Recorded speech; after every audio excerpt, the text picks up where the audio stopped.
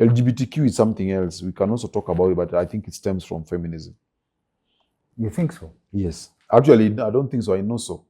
I can tell you very briefly what happened. It was a progression. When feminism started, it was about women wanting equal rights. They want to vote, they want to own property, they want to work. Then they were allowed to own property, they were allowed to vote, they were allowed to work. But when it came to working, now women realized they cannot compete with men. So they came up with what is called affirmative action.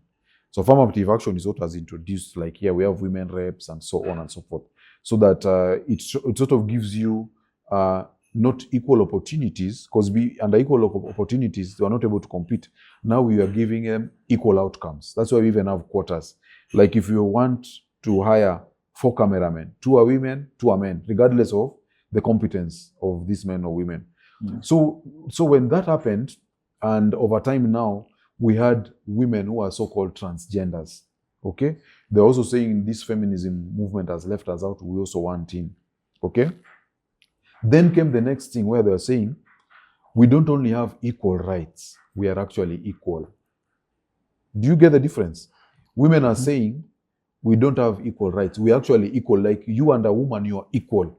And they're saying that thing we call the penis. It is just a small organ. It doesn't mean anything. And that's why they talk about gender at birth.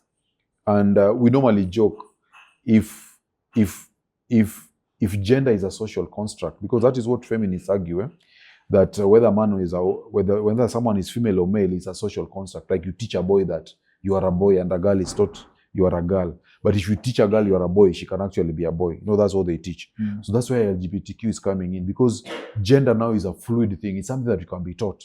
Because they said we are all equal, we are the same. And when someone is born, is neither boy nor girl. It's something that they can be taught. I get it from the point of LGBTQ as a movement. I think when you said men going their own way, my mind went to homosexuality. For men, for example. So homosexuality is different from LGBT. No, it's very different. It's very different. So LGBTQ is coming from the leading ideology now in the West is what is called blank slate equalism. Blank slate equalism means we are born with blank slates and we are equal. So now what happens from there is a social construction. So whether you are a boy or a girl, it's how you are raised.